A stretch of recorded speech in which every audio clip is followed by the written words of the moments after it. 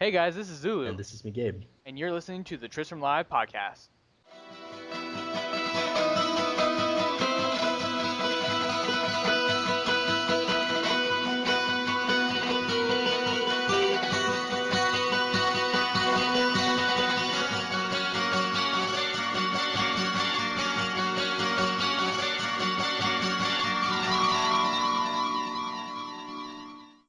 Hey everyone, welcome to episode 2 of the Tristram Live podcast with myself, Zulu, and... Mcgabe, me, hello.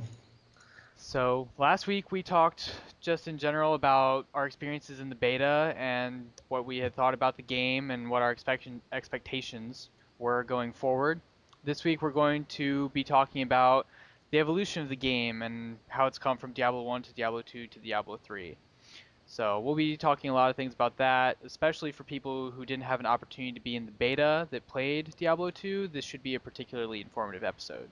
Myself included. Yeah, this is going to be an informative episode for me because I'm not a very big Diablo 2 person, so Okay, yeah. I'm very prepared to sound misinformed or uninformed. Probably uninformed. And I'm prepared to school you, good sir. Yeah, so McGabe's going to be leading most of the discussion today, so I Yes, will be indeed. just sitting here quietly being a good student, and we hope you guys are going to enjoy it. It should be somewhere between 45 minutes and an hour, probably not as long as the one last week, but this past week, in between the last podcast and this episode, we published an article on the site about the Witch Doctor and how we felt about the Witch Doctor in the beta and our experience, or for my experience, and how I actually didn't like it. So if you disagree or agree, go over to tristramlive.blogspot.com and chime in the comments. Just take a read. Still looking for feedback because the site just started. And we're planning on having more blog posts coming next week. I believe McGabe is going to be publishing his Mage article. Is that correct? Wizard, yes, I will. Mage. God damn it, I suck at this. Wizard article. So, I am also going to be publishing a Wizard article. So, unlike the Witch Doctor, where our opinions were very similar, this week we're going to be publishing an article where our opinions are they're different. quite McGabe's a different, big yes. fan of the Wizard. The Wizard is going to be his class, Mm-hmm. and I did not find the Wizard all that interesting. You are a heathen and I a am. heretic. I'm actually in the process of releveling one so I can re-experience galaxy throwing to see if it's different this time. But we'll Galaxy see. throwing. So, Yes, indeed. yep. So we're gonna get right into the meat of today's podcast. So, Diablo 1, Diablo 2, Diablo 3. Do you want to start off with Diablo 1, or do you think... I guess I'll start with Diablo 3. So in Diablo 3, the way it works is that you get every skill for every class, whereas I believe in Diablo 2 at least, I know this much, I can talk about it, there were very hefty and in-depth skill trees that could give you new abilities or would change kind of how your abilities worked, make them more powerful, do something a little different. And in Diablo 3, you don't really have to make those choices as a character, and then and in Diablo 2, how about you talk a little bit about Diablo 2 and the skill system and how tedious it was to redo them and all that? Yes, I will. So basically in Diablo 2, whenever you picked a talent point, basically a skill point, you would be locked in that point. So you couldn't move them around, you couldn't respec until one of the most recent patches, like, way after the game basically like ceased to be relevant. Then they let you respec because that was, a flaw in the system essentially. But then people like that. That's people clamor for that in Diablo 3. They want permanence is the operative word that they use, and they say there's no customization in D3 and stuff like that. Basically, Diablo 2, you pick a skill in a tree. You have 3 trees to choose from, and they're all pretty different. You pick a skill, you're locked in that skill, and that's it. So what ended up Forever? happening? Yeah, forever. Wow. Basically, you have to remake a character if you make a wrong choice. So, essentially what ended up happening is people would make a build, like when you started playing the game, you wouldn't really know what to expect. So you'd be like, oh, this talent looks cool. And then you just spread all your points across all 3 trees, and it would be just a mess. And then you'd get to the higher difficulties and you wouldn't be able to kill anything because the game was balanced in such a way that you needed a specific, good build to be able to do it. Hmm. So, and then people started theory crafting and they came up with ideal builds they had to follow. So it was basically a recipe. You know, you put 1 point in this skill, and then you put another one in that, which are basically your prerequisites for the good skill that you want, which you then max out with 10 points, and so on. And the same thing goes for stat points, which you also assign in Diablo 2, which gave you, the basic vitality, dexterity, that stuff. Right. And And you just level up with that stuff in yeah, D3 now. You yeah, just get a exactly. certain amount and you get some from gear. Yeah, they get all They definitely stole a book from World of Warcraft or just MMOs in general. That's true. They get auto assigned for you now, and that's another thing that people were complaining about because in Diablo 2, these people say, I say these people, people who like allocate their own stats, they say that it gives the game customization, and that's really not true, at least not in Diablo 2, because in Diablo 2, again, people worked out the best mathematical way to go about it. So basically, the mathematical right in Diablo 2 was that you put enough points into dexterity and strength to be able to wear gear that you'd want to wear in endgame, and then you just go for vitality. So you never touch energy, you never touch anything else. And I mean, that's not very interesting. You're just pumping points into vitality every Right. single level to increase your life. Otherwise, you're just going to get insta-gibbed in Nightmare and Hell. So, Yeah, it's I think that one of the big things with that is that it's the same thing that's going on in World of Warcraft, but not going to talk about that too much. But Mhm. it's the illusion of choice. You have Exactly. all these different things that you can click, but they're wrong. Right. And that's the thing that a lot of people will. I've noticed a lot of people complaining about it, but then they don't really think about the argument that it's like, well, I have all these choices. It's, well, yes, you have all those different places you can put your skill Exactly, points, but they're not but if choices you want to beat the game, you don't really have more than like 2 or 3 builds that that actually actually work work. per Exactly. class. You had to do like a prescribed sort of build. Otherwise, you just wouldn't be able to progress in higher difficulties.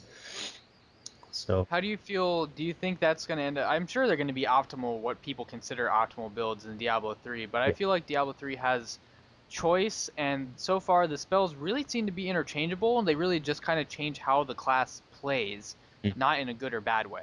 yeah. I think in Diablo 3 they struck a nice balance between, skills all feeling useful and all feeling like they could make for a viable build because there's not one skill, at least, just from looking at it in the skill calculator, basically, and playing what we can in the beta, there's not one skill that you look at and you're like, this skill is never going to get used by anyone. There's no skills like that. Except when you look at Magic Missile. Yeah, I'm except never magic going to missile. use this. Or, corpse spiders, but that's Yeah, well, that's Corpse something Spiders podcast. is useful, but I just hate it. But, Yeah, corpse ugh. spider. I'm sure corpse spiders is going to be really good with appropriate runes. Like I'm sure of that.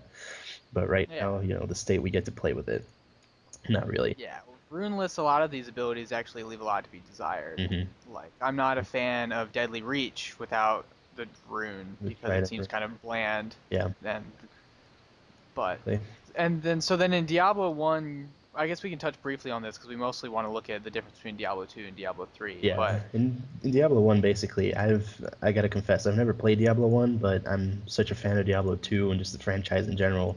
I kind of know how it worked just from reading.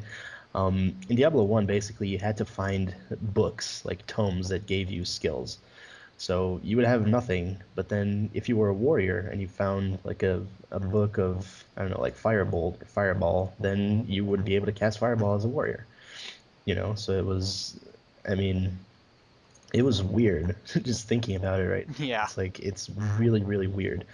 I guess it's cool because it adds a whole element of randomization, which, it permeates Diablo as a whole. Like items were always randomized ever since the beginning of time. So I guess it's cool, but it can lead to some problems when, you can have a warrior basically casting Firebolt, you know. right. And then it goes back to the whole barbarian in early builds of the beta being able to kill stuff with weapon throw and Bro, yeah, just barbarians for not being in melee and things like that. exactly. That's odd. So they've gone from the book thing where you discover your skills and then you can just basically have whatever, but you Hmm. could go forever without finding the skill you actually wanted, Yeah. to trees where you get stuck with stuff forever and they give you the illusion of choice. Hmm. And now in Diablo 3, you have a lot of choices and you're not locked into anything. You can change your Exactly. skills and the rune Yeah. as long as you're a high enough level at any time. The only limitation now is the fact that you only get to choose six. So that's the only Correct. limiting factor. But then again, if that factor didn't exist, then, everybody would be essentially the same because everyone would have access to everything and be able to use everything at the same time. So that's like the defining factor for the customization, I feel, for the skills because, it's going to be really hard to find someone with the same skills and the same runes as you because, you only have access to 6. So, I mean, I can't even think of why or how like you can find someone with the same setup as you, like the exact same, you know. Yeah, It's that'd be tough. I yeah, mean, unless there become things that really emerge where, yeah. and sometimes when I'm in the skill calculator with the monk, it feels like there are, for instance, their secondary ability, there's only kick, Tempest Rush, and Bell, and Mhm. that's it. And so I feel like, somebody's going to have one of those three, but then you have 6 runes. So Yeah, we'll see which ones emerge as the quote unquote best in community theory crafting. yeah, And I'm sure people are going to copy each other's yeah. I builds, mean, and like that the that good ends up people. yeah, that ends up going back to what we were talking about earlier with like there's gonna be a build or a couple of builds that are gonna be just better at doing things, but they're not gonna be better. Um, how can I say this? They're not going to be better because they're better. They're just going to be better because they're well built. Basically, it's just the better build is going to be a good build. It's going to be a build that has support, that has utility, that has everything, you know? And it's not going to be Hmm. better because the spells are just outright better than each other. Right. Build with Blizzard isn't outright better than a build with Meteor, because they have very different niches in the skills for the Wizard, for example. So it's not like they're not empirically better than each other. They're just going to be better because the choice, like the skill choices, are going to make them better. You know. Hmm. So, but I think even if there is a better option, I mean, this is Diablo. You don't really need to min max unless you're getting your ass kicked. Like if things are dying, they're dying. You're doing good. You don't need to go on a forum and look up what the optimal build for everything is. Because if things are dying and you're having fun with the build that you're doing, then there's no reason to change it. Yeah, definitely. And it feels like the only place there are going to be differences is between the well, this build is good at killing AoE, and this build does great single target damage. Like I'm noticing that in barbarian builds, where you have to Yeah, kind of choose between one or the other. that's true. It's But gonna be a factor. But I guess, that's kind of counterbalanced by the fact that AoE abilities don't deal more damage in AoE as opposed to single target. You know what I mean? Like, right, for example, Cleave in the early builds of the beta, it used to deal more damage to the primary target and less damage to basically the cleave targets, like, on the sides. But they right, just made it deal the same amount of damage because they were like, well, what's the point of using Cleave then if it's going to deal less AoE damage than Bash? Like, Bash is single target and it deals X damage, and Cleave is going to deal X to one target and then, less damage to the others. So there's basically no point in Cleave. So, and I think I can't really remember if any abilities actually deal more damage to a primary target and then less AoE. I think all AoE abilities actually deal equal damage to everything around you. So, and so far, what I can remember, yeah, everything's kind of equal. yeah. Cleave is equal, Trident is equal, Yeah. So basically, like the Bell is spells, equal. yeah, Bell's equal. The spells that are going to stand out are things like Frenzy, for example, which are they just scream single target. It's like Frenzy is for one target. You're not going to use it for an AoE situation. And I think that's like there's going to be a very clear cut difference between single target skills and AoE. But AoE is going to be useful all the time because it's not hindered by, good damage to a primary target and then bad damage to like in AoE basically. Right, right. So Definitely. yeah, So there's a lot of differences in learning the skills. One of the things that I guess has happened over time is that the loot system has stayed the same, pretty much. that's true. Yeah. The loot system is still completely randomized.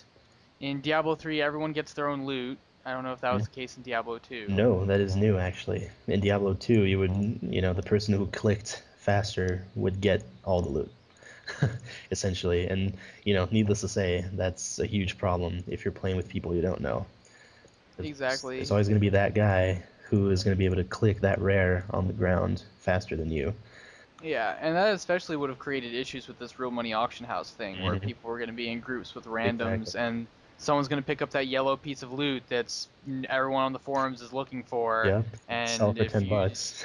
yeah, exactly, or however much that stuff ends up selling for. Yeah, I don't even know. That's an entirely different beast for me, man. The exactly. real money auction house, I have no idea how much that sort of stuff is Yeah, worth it's compared to the black market stuff from Diablo 2. it's gonna be weird.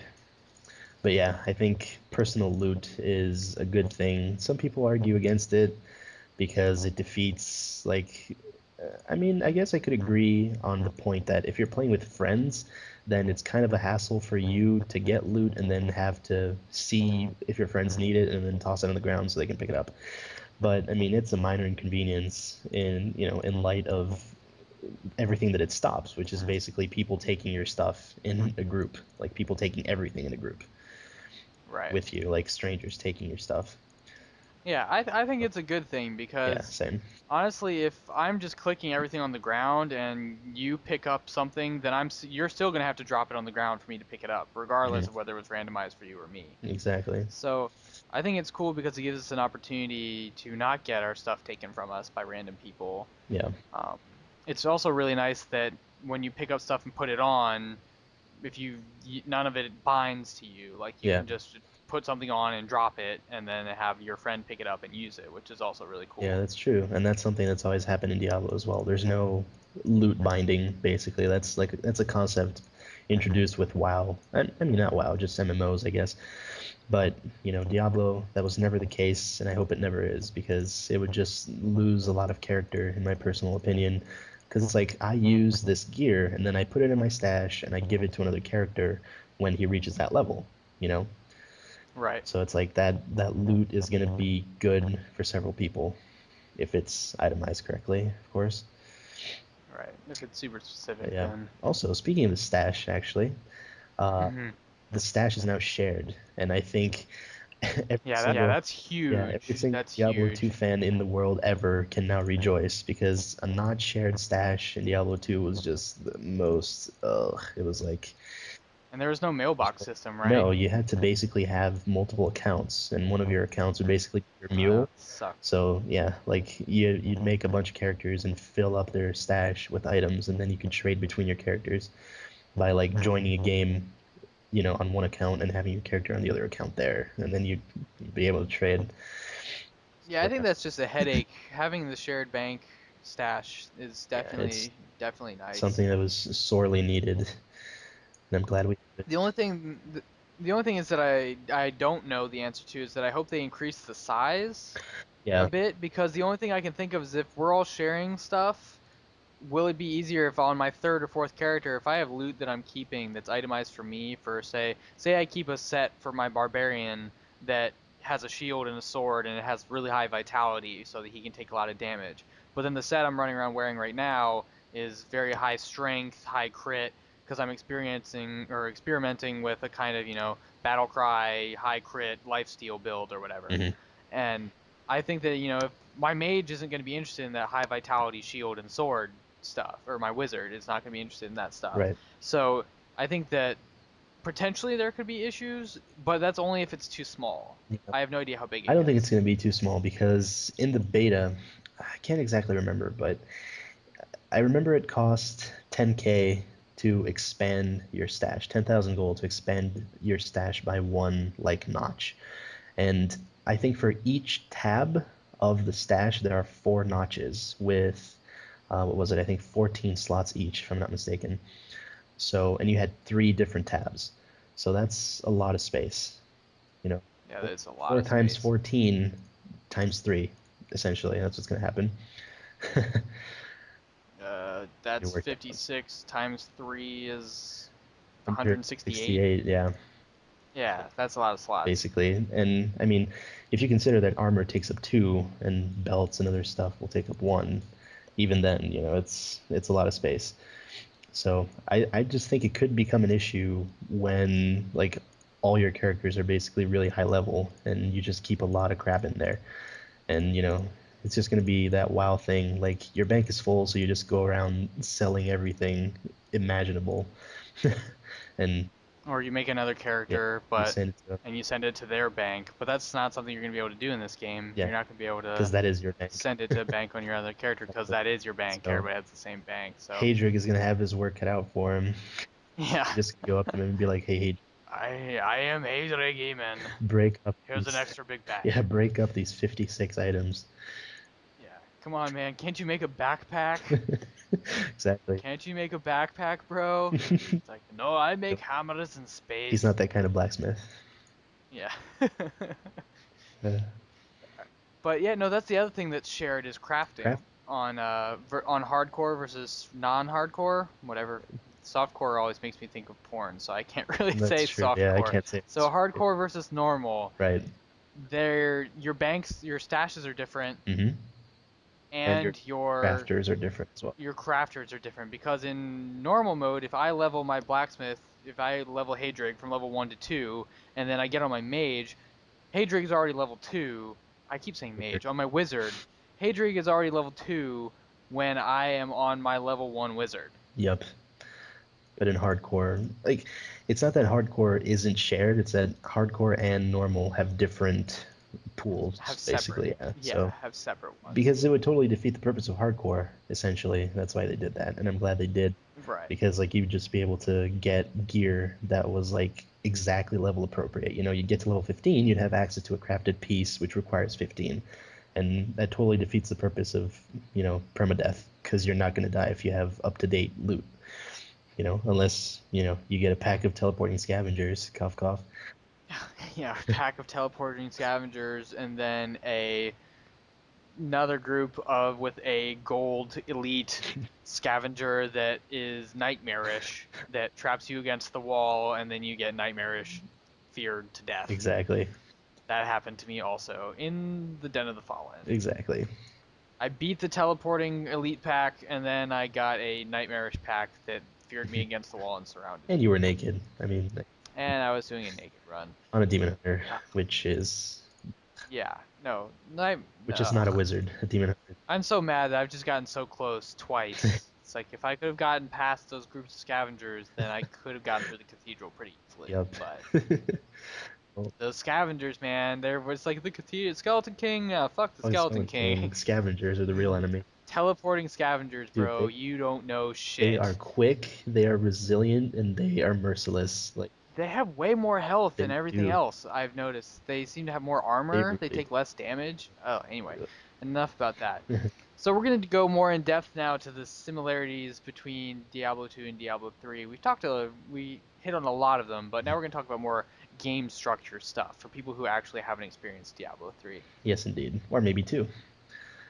Yeah, or Diablo 2 as Hmm. well. So So essentially, you go first. right. Yeah. Essentially, the formula has maintained itself through the years. You click things, you kill things, and you get loot from these things. That's the premise of the game. Yeah, Basically. the loot shows up on your screen. It's not like you loot corpses or Yeah, the anything. Everything just scatters loot everywhere. drops on the ground in a glorious explosion of things.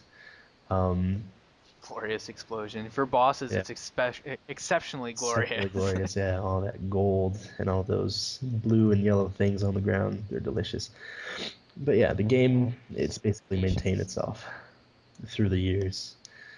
So there's not, you know, I can't really think of any like marked differences in the general sort of game formula between Diablo 3. Did could you set abilities to your number keys in Diablo 2, or was it all clicking? See, in Diablo 2, it had kind of a weird system because Diablo 2, you basically had your right click and your left click. And you could set abilities to that, but what would happen is like you would set a hotkey for an ability specifically. So when you hit the hotkey, it would swap that ability into a respective click. One of your mouse Yeah, clicks? so you had to press the Okay. hotkey and then click to cast the spell, basically. So essentially, the structure remains the same in that you hotkey spells and you use them. It's just they just eliminated one step from the process. So like now you press the number key, you cast a spell. You don't have to press the number key or whatever hotkey you're And using then and click then your mouse. click or right click or left click to use the skill.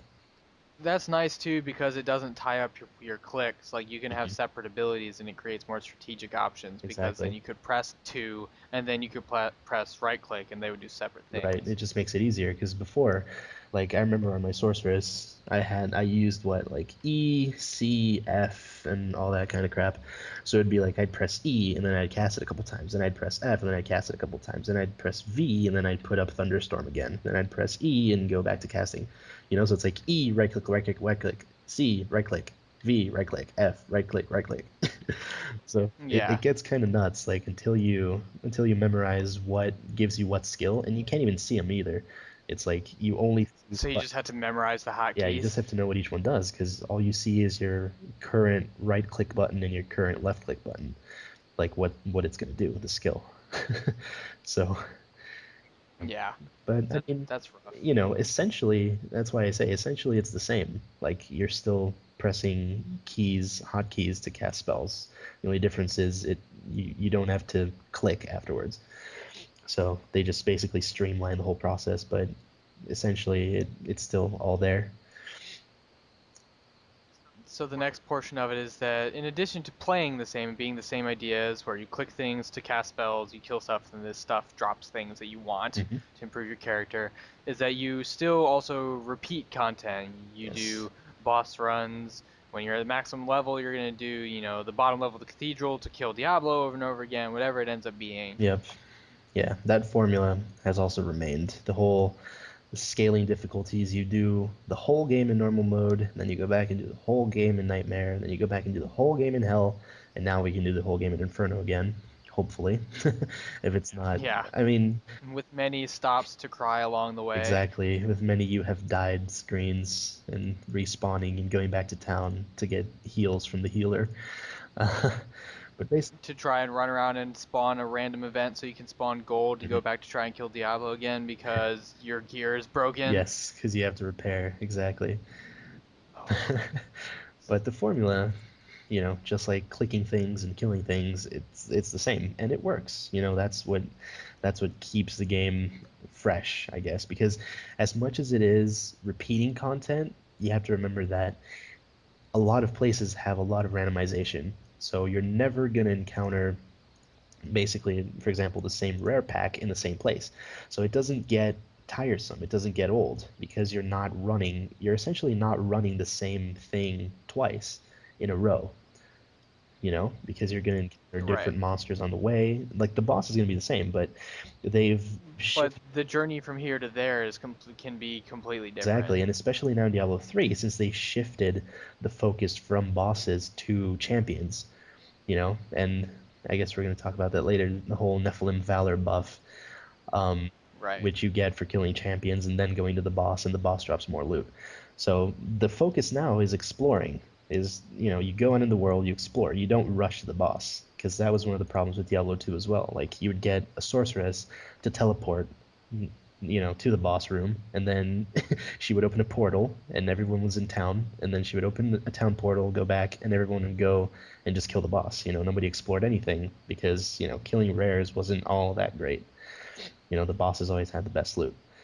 But now, you have an incentive to go out and explore and, find the randomized events and the different randomized champions and rares and all that stuff. So I think it's. Yeah, I'm a big fan of that because, one of the big problems with running dungeons in whatever MMORPG you're playing, Mhm. or even Skyrim. Like Skyrim, you'll get caves that have the exact same layout, Yeah, or you'll be in World of Warcraft and you're like, wow, I've run Dead Mine 17 million times and every boss is the same every time you go. yeah, exactly. Now, in this, the bosses may be the same, but every time on the way there is It's completely completely different. different. Yeah, the outdoor areas maybe not, because I mean there's only so much randomization you can do until it feels like a different place. But the indoor areas, like the cathedral's always totally randomized. Like playing through in the open beta weekend, I didn't feel that I was running the same place twice ever. I was like it was always a different room in a different place, and there would always be a cool event that would just keep me like, keep it fresh. So Yeah, like that guy who throws gold at you to not read his book. yeah, Loiger the Great, Just got that for the first time today. favorite. He's nuts. That one was cool though. Yeah, he's like, here, take 40 gold and leave me alone. And you're like, He only gave me 24. He was being well, cheap you're ass to 24. He me. gave me 42.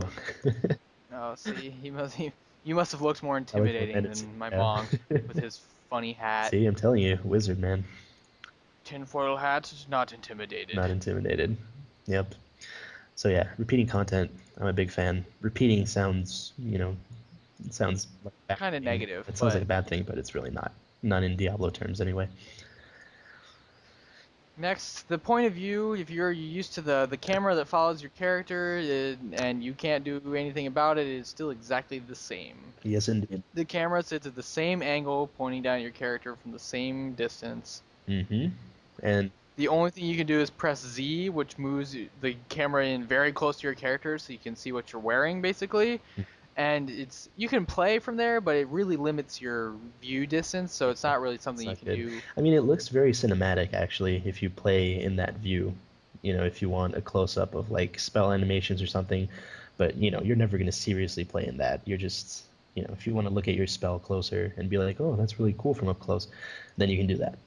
But other than that, like it's only there for aesthetic reasons purely. Right. But yeah, the camera is still stationary. People, again, forums are wonderful things. People have brought up, uh, their desire to rotate the camera, to which I say, no, no, no, no, no, no, no, no, thank you. I And why do you say no thank you? Just because Because I can't it's really, not I just Diablo? can't fathom like rotating the camera in Diablo and how much of a hassle that would be. Like you're not only having to dodge shit and having to kite back and forth and having to use all your abilities, but you're also having to like control the camera. I mean, that just, I don't know. I think that would be too much for my brain. But yeah, it would also not feel like Diablo. I mean, the minute you change that camera angle, it takes a, It's not yeah, Diablo it just anymore. detracts from the whole experience, you know. So Yeah. camera's still the same. For me, like I said, Diablo 3 is my first Diablo game, so it was kind of strange at first to be like, wow, this camera really doesn't move at all, Hmm. and I can't zoom in or Yeah, out. you're like just pounding your mouse wheel. Yeah, my mouse wheel is, I can no longer scroll effectively through web pages due to my Zoom out. attempts to try. It's like the barbarian is too close to my face. Like, so it was kind of interesting because I was trying to get further away from my character, and they don't do that. So it's really interesting, like normalizing level as far as skill. Like, so you're stuck with your view screen, with what you can see, with how the area you have to work with. Mm-hmm. So Yes, that's a indeed. cool skill equalizer. Indeed, it is. The last similarity that we're gonna really the true similarity is that followers still exist, and that's really about all we can say about followers. Yes, They exist and they are completely that's different. about the only similarity. Indeed. And that there's, So, well, I guess another similarity is that there's one melee guy and there's one caster chick and there's one like ranged like sort roguey of guy, roguey ranged guy. That's the similarities because in Diablo 2 you had the rogues, which were basically archers in Act 1, and then after you went to Kurast you had basically the soldier dudes, and then in or not Kurast, sorry, Lut Galen, you had the warrior dudes, and then in Kurast you had the magicians, like the spellcasters. So the archetypes are the same, but they are just completely different. and from there we should probably move into talking about the differences. We could Yes, start with start with it. followers. Followers was a little further down the list, but I think that's a good segue. Yes, it is. Followers are way less powerful. Even when I give my Templar a really good weapon, he hits for like level 1 naked run gray damage. Yes, he hits for nothing. I Basically, think he hits for 3 damage with an 11 DPS weapon. He just kind of, yeah. it's like he's completely ineffective. Hmm.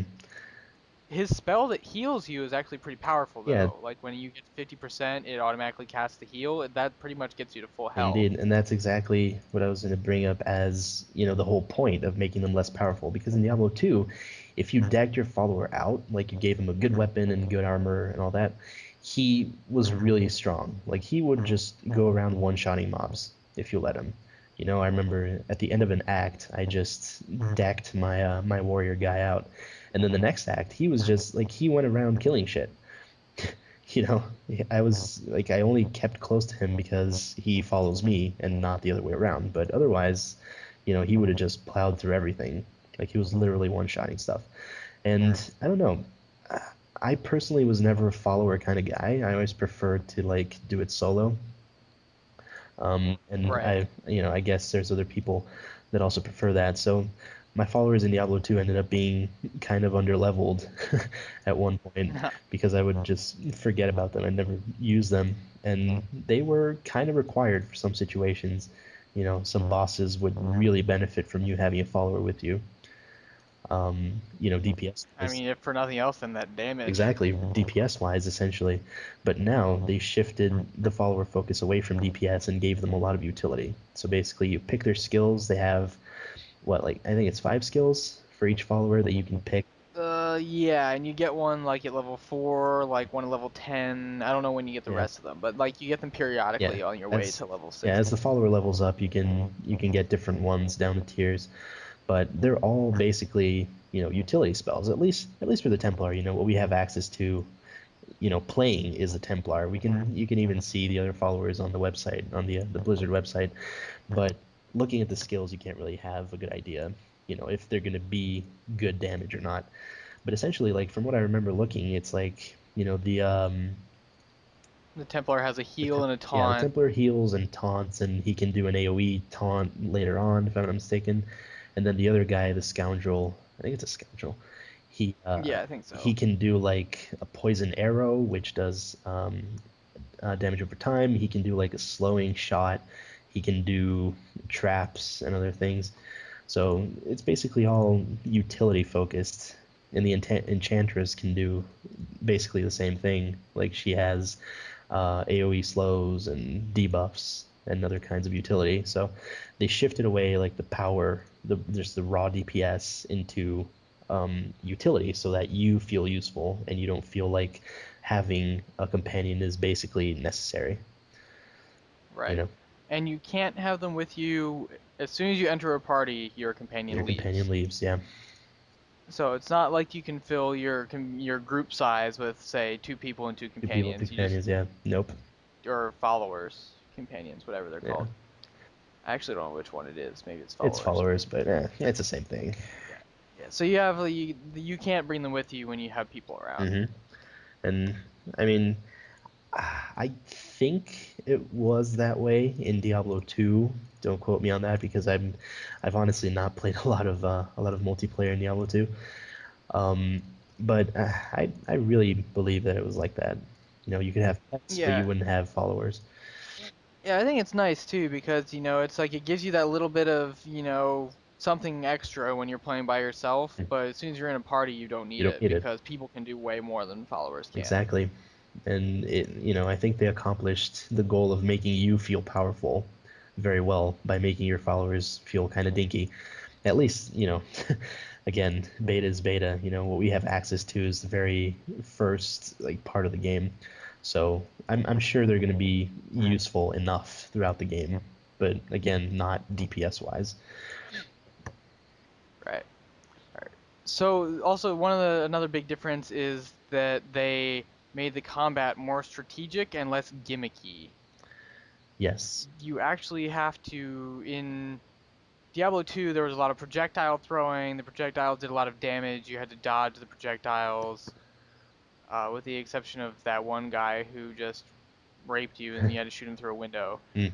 Um, but so there, even on the Skeleton King, he has scripted things he does. He does this whirlwind attack that you can recognize the animation and run away. If you don't run away, it hits you for about half your health with each swing, and he swings 3 times. So if you stand in it, you'll die.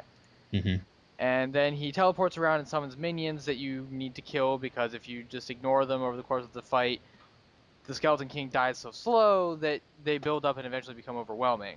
So there's definitely, it's a much more MMO boss kind of strategy where you go in, the boss does things, you find solutions and do it. Yeah, that's true. And that was partially true as well for Diablo 2, because I remember Diablo, for example, he had a very defined set of abilities that you got to understand. Like when you were fighting him, he would do them, at certain points, and you'd be like, oh, okay, so he does this, this, and that. So it's always had that sort of tactical character to it. But the one thing that ruined Diablo 2, I say ruined, it was basically necessary because the bosses just hate you for so much, was the preemptive use of Town Portal and just chain chug them pots. Bring a lot of pots. Chug them Bring a pots. lot of pots. I hope you have a belt with 8 potion slots because you're gonna need them.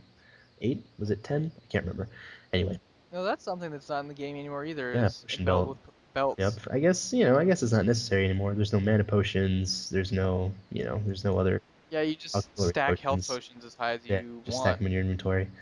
But essentially, like the patterns were there, but they just did so much damage that you had to have that teleport, and you had to have those pots, and you would just, pot a lot, and then you'd run out of pots, and then you'd take your teleport, which you set down very comfortably, far away from the boss, and then you'd stock up on pots and waste all your money on them, and then go back and rinse and repeat. And that is something that I'm glad is gone from Diablo 3, because now like you're basically locked in the room with the boss. You can't really do anything. You're either gonna die or he's gonna die. So it's like, if you can't kill him, you're gonna die. And I think that's how it's supposed to be, because in Diablo 2 you could essentially just escape from any situation. Basically, if you could set down a teleport, if you can use a scroll fast enough, and you can even hotkey the scroll onto your bar. So it was a non-issue to use a teleport scroll or a town portal scroll. Yeah. So, That's weird to me. I would be like, wow, this is really stupid. exactly, it's The only way for me to kill this is to take a teleporter and really buy more weird. pots It's really really weird and come about back. it. It's like that's such an incomplete fight. Like Hmm. Yeah, it's like I have to come back. He's at half health. I do it until I almost die. Then I leave again and then come exactly. back. It's like Yeah, that's and really that's really weird. what you had to do, because some things, like some of their mechanics, were just nigh on undodgeable.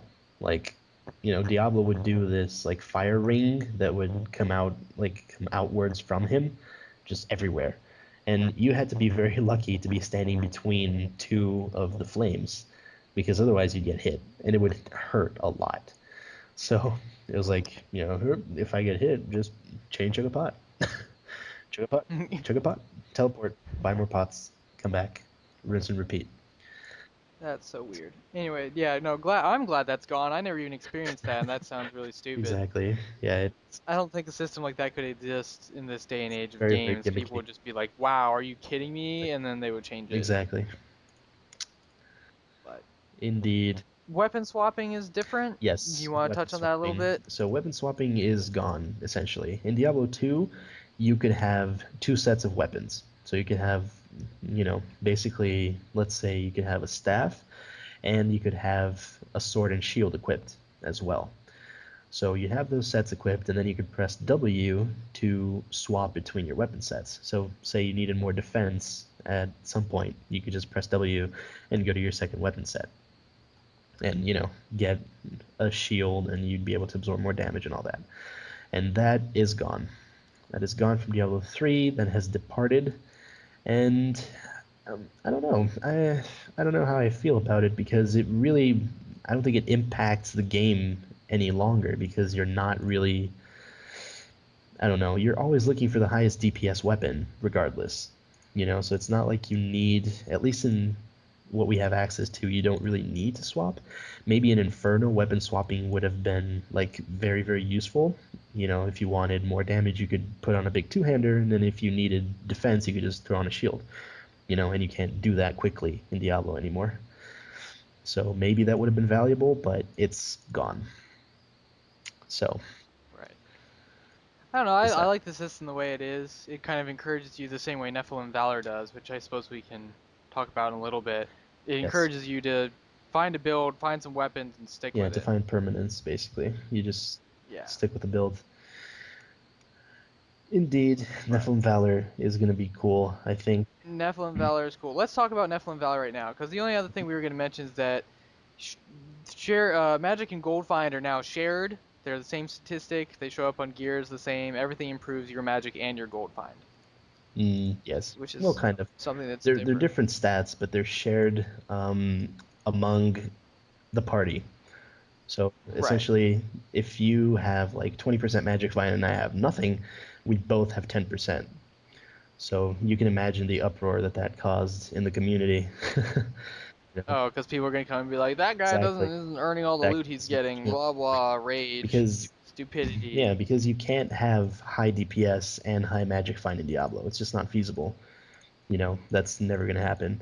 So you have to choose either a balance of DPS and magic find, or to go all out magic find and kill things really slow, or to go all out DPS and kill things really fast. So what people were saying is that, well, if I have like 200% magic find and some guy with literally nothing comes into my game, I'm going to lose my magic find. And then the counter argument to that is that, well, if the guy has no magic find, he's probably doing more damage than you are if you have 200% magic find. So he's going to be killing everything, and you're going to just be mooching off of his DPS. Yeah, that's true. I suppose that's true for people of equal gear level. Yeah, I guess I can understand this guy is bad and has bad gear and came into my game, but I don't know. It's not the same as you can control who's in your game because unless you make your game public, yeah, even if you make your game public, I feel like you can kick people yeah.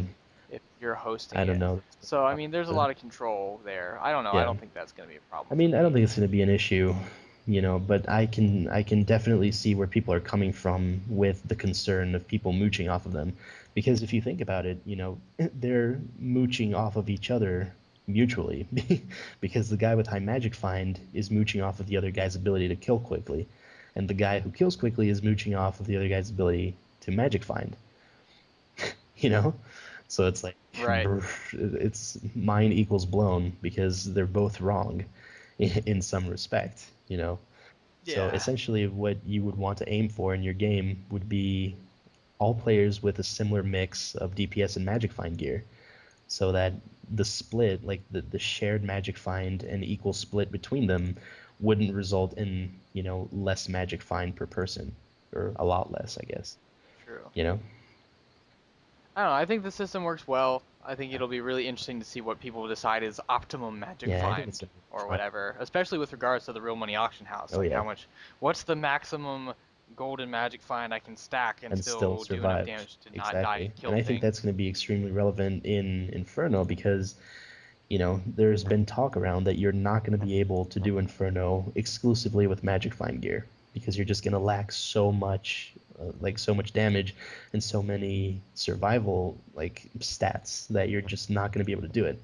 And I kind of hope that's the case because I don't want people with 400 Magic Find going around and just blazing through Inferno. I don't think that just doesn't fit Diablo. Because Magic Yeah, that's Find weird. is, by design supposed to gimp you. That's the whole trade-off. If you want good items, you have to, give in some DPS. You have to Yeah, wear yeah, shitty items. exactly. You have to wear things that don't kill as quick. Otherwise, if you can kill just as quickly and still have a bunch of magic find as someone with equal gear, then Then everyone would wear the yeah, same exactly. loot Everyone and use that yeah, that piece. would be no customization Indeed. whatsoever. So that's an interesting point, but I think it'll be okay. Yeah. And just one, I guess, quality of life. Gold pickup is now automatic. You just run over it. You don't have to click Mm-hmm. it. Pretty sweet. It works great. You just run in Yep. circles. You can run in circles. You can be clicking on items like swords and armor, Get and your you can be gold. picking up gold at the same time. So I it's will admit though that I don't know. There was something very cathartic about going into a room full of gold in Diablo 2 and just holding Alt and looking at all those little like nameplates just show up stacked up. the nameplates still Yeah, I show know, up but though. it's different though. You had to click on individual nameplates, and it was like you were just clicking for like 10 minutes to get all the gold in a room. And it was, like I said, it was strangely cathartic. But I mean, I'm not saying that automatic gold pickup is bad. It's a You just welcome like gold too addition. much. Yeah, it's just there's something really cool about it. But yeah, the nameplates still show up, so that's okay. All right, well, we're gonna have to move along a little bit. We're actually running a little low on time. So That's I fine. wanted to talk about the Nephalem Valor Right.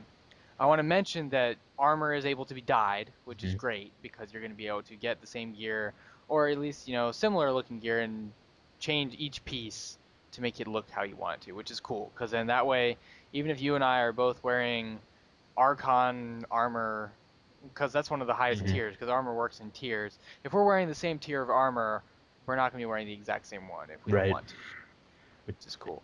So Nephalem Valor we're going to talk about briefly, which has a little bit to do with difficulty, but Yes. how about you explain the concept and then I'll explain my opinion of it and why I think it's Right. So awesome. Nephalem Valor is essentially a buff that's, to my knowledge, it's only going to be available in the higher difficulties. I don't know if it starts at Hell or if it starts at Nightmare.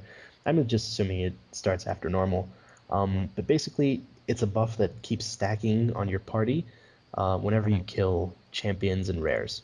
So you kill a pack of champions, you get a stack of Nephalem Valor, and so on. So what Nephalem Valor ends up doing Valor, Valor. what it ends up doing is that it makes the final boss of the area drop better and more loot. So the more stacks you have of Nephalem Valor, the better the loot is going to be from the boss, and the more plentiful it's going to be. So that's a really big deal. However, the trade-off is that you cannot change your skills. If you change your skills, If you change your skills, it it resets the resets the stack, and more stacks. importantly, it resets the stack for everyone in the party. So, Oh man, I can yeah, imagine the rage on forums when someone's like, Timmy just changed his runes and I lost my Nephalem exactly. Valor. Blizzard changed Right, this we had shit. 20 stacks of Nephalem Valor, and Timmy changed one of his runes before the boss. Yeah, and then Bash House is gonna be like, well, you should yell at Timmy. Yeah, exactly. You should yell at Timmy, smiley face, Timmy sounds like an asshole. pretty much. So yeah, that's gonna cause a lot of whining in public games, I feel. Friends can deal with it. If I really, really, really need to change a skill after we, have stacks, I mean, we can work it out. You know, Yeah, and if you accidental click, then I'll just be mad at exactly. you. Yeah, and then we'll get over. I'll just be mad. It's like, We'll be nope, mad at each you other. can't join my Yeah, public games. exactly. Mcgabe, you were a dick and changed from piercing trident to To whatever, whatever to no rune at all. pillar of pillar of Itar or whatever. Yeah. I don't know. So yeah, But I think it's awesome because I love the idea of actually building a build and being sticking like with. spending a lot because I'm one of those talent calculator people that stares at my talent calculator. I would spend a lot of time optimizing my build and I want it to be awesome. And so I want to be rewarded for picking out this build and sticking with it and being like, this is my niche, this is my Mhm. role, and it feels great. Exactly. Me too. I'm not like too keen on switching builds like a lot. And the fact that this buff is only going to be available in higher difficulties completely eliminates the like any concern with, skills which unlock. Noob Yeah, factor. with skills that unlock, because up to level 30 you're unlocking skills like basically every level. So you're going to want to try them all out. So having that buff would be kind of detrimental to the experimentation which they want to Right. encourage. But by Hell and Night and Inferno, you're gonna know what works for you, and you're most likely gonna have a solid build. So they're gonna reward you for keeping that build and not changing it circumstantially. So I really like the concept, and I think it's gonna be awesome. And And it makes you go explore, which exactly, is makes prevents you explore. Diablo Right. teleporting, So which is great. I like being able to explore the environment and get cool yes, which stuff is for it. awesome. Now, as far as that kind of talking about the higher difficulties, the game feels like it's very normal. This feels very story Mm. mode-ish. And that being said, you can actually die. Yes. You have to try, at least in my experience, I feel like if I'm playing with my gear on and I'm killing stuff, it's like, the idea of Skeleton King is that he feels like he takes a while to kill, he has mechanics you have to dodge, but he doesn't feel like you're gonna get one shot. Hmm. There's a lot of, forgiveness built into the Right. fight. And I think that's mainly aimed at normal mode. Who knows if in the higher ones he'll kill you in one swing and maybe it'll be less Yeah. forgiving, but I mean, I don't think he's gonna just one shot you. I think he's gonna maybe 1.5 shot you. He's gonna do a lot of damage in higher difficulties. I really think that's gonna happen. But it's not gonna feel, you're not gonna feel cheated. You're not gonna feel like, well, what the fuck? I couldn't even dodge that, and he just completely it's like, took oh it. hey, it's Skeleton King, what does he do? Oh, I'm Exactly. dead? It's like having to dodge his teleporting move. Like it's really, really hard to time uh, the dodge correctly for his teleport move unless you use mobility spell. and you're not going to have a mobility Yeah. spell up for every single teleport he does. Because, I mean, I'm just assuming he's going to teleport a lot more in the higher difficulties, because they said, Yeah, monks are the only one that have one that, or you could use a yeah, lot, and and even that, then you'd have to know yeah. exactly when, because he swings almost as soon as he It's appears. really, So, really hard to, like, dissuade him from hitting you. So, you know, I don't think but he's going to one-shot you it with does that skill, because that would feel that you got right. cheated, you know? But as for the giant ghost prep swing, Yeah, I think you have plenty of stuff time to he, dodge yeah, that. Where if you got one shot by that, I'd be like, you yeah, earned stuff that. that he telegraphs, I'm pretty sure is just going to completely wreck you. Because it's like, hey, I'm a swinging my mace, and then he does it, and you're still in front of Yeah, him. It's like you're, you know, you should be but better, yeah, you know? yeah. So the lack of gimmick fights, I think it's gonna be because they're taking away infinite potion chugging and instant teleport and things like that. I think there are gonna be more of these, chess match style fights where there's gonna be a right way and a wrong way to do it That's true. and things like that. But hopefully there won't be gimmick fights because I'm not a big fan of gimmick fights. Like No. having to exploit or have to do something like shoot through a window to kill Duriel Yeah, sort of that's thing. true. Just That that's is no true. fun. But that being said, the game feels good. It feels all the classes feel very involved in the action. All the classes feel like yeah, I stepped in having not played the game before and I felt involved. I felt very Powerful. visceral, like I was there kicking stuff's Mm-hmm. ass. And I like that. Even the range classes don't feel like, in MMOs I've played, the range classes sometimes feel removed from the situation because a lot of the stuff in the fight is not very difficult for them to dodge. And this fight is, this game, it feels like, you feel like you're hitting hard. And I think that has something to do with the screen being a little smaller, which we touched on last week. It doesn't stretch on forever. You're constantly pretty close to the stuff that's going on. That's true. That is indeed true. It's all very, like, ah, it's very douche, you know? It's like in your face. Like you feel like you're Yeah, everything is like boom, boom, you know, boom. Yeah. shit's just flying around. Corpses are like flying into the screen. When you crit, they're Yeah, exploding and the pieces are flying and they past you. It's they pretty explode in the awesome. effect of your spell. So if you're doing like a lightning People spell, are dropping giant bells on the yeah, ground. people are summoning pillars out of the ground. It's just amazing. I can't wait. Yeah, but the game feels good. It definitely feels more strategic, and I'm looking forward to how more complicated and more difficult they make bosses on higher difficulties, if they do, or if they just keep the mechanics the same and make Yeah, them do like more I'm gonna damage. be kind of disappointed if we get to high difficulty and it's like, okay, the Skeleton King does the same exact things except he has triple health. You know, it's Yeah, like, and you just have to dodge it when yeah, you get that one would shot. be, I would be kind of disappointed, you know. But I mean, this is Yeah. Blizzard we're talking about. I really, and there's been talk of them doing like, it, it's been said in like BlizzCon or whatever that we aren't going to see some affixes and some affix abilities until the higher difficulties. So like there's shit that we're not even aware of. Like we didn't even know it exists, and then you're just gonna find something in Nightmare, and you're gonna be like, "What the fuck does this dude do?" And you're probably going to be staring at the "you have died" screen when you're Exactly, asking you're probably that gonna die. question. So I'm looking forward to that. I'm very excited. And that's a big difference from Diablo 2's difficulty, It where is. the higher difficulties you Yeah, got, stuff just just hit hit harder. harder and took Yeah, longer to kill, and you needed to teleport and buy more potions. exactly. So we'll see if that still needs to happen, but somehow Yeah, I feel like probably it not. will. But anyways, we're running short. We're actually running a little over, so we're gonna have to wrap this up. So we hope that this was informative for people who have not gotten to play the Diablo 3 beta and maybe who aren't as involved. The game feels good. The content is almost exactly the same. So if you enjoyed Diablo 2, I can basically guarantee that you'll enjoy Diablo 3 But, because they've really improved the quality of life. They've improved the boss fights and how they hmm work. but it still So has I just low think all feel. around, I think all around the look and feel is the same, and people who are fans of the game will not want to miss this. Nope, they will not, and I cannot wait 2 weeks. I cannot wait either. Two Say, weeks, yeah, 16 days, saying 2 weeks 8 hours, is or just so whatever. much. I prefer to count it in days now. I prefer to not think about it at all. Impossible, impossible. Yeah, no, ugh.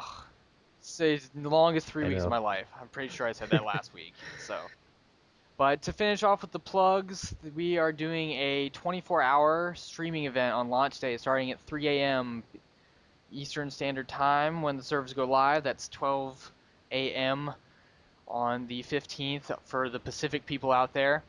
And we will be streaming all day, and that's going to be on twitch.tv/Tristram Live or tristramlive.blogspot.com/stream. We're going to be trying to interact with the people, answer their questions, and we're going to be racing to Inferno as fast as we can and writing up blog posts and doing podcasts on what the higher difficulties feel like as fast as possible. Yep. So that, as I mentioned, the blog, it's tristramlive.blogspot.com. And all of our podcasts are going to be on youtube.com/TristramLive. And all of this is accessible from the tristramlive.blogspot.com website. So that about wraps it up. I'm And Zulu. McGabe. And this is episode 2 of the Tristram Live podcast. And we hope to hear from you guys next Bye, week. guys. Thanks for listening. Later.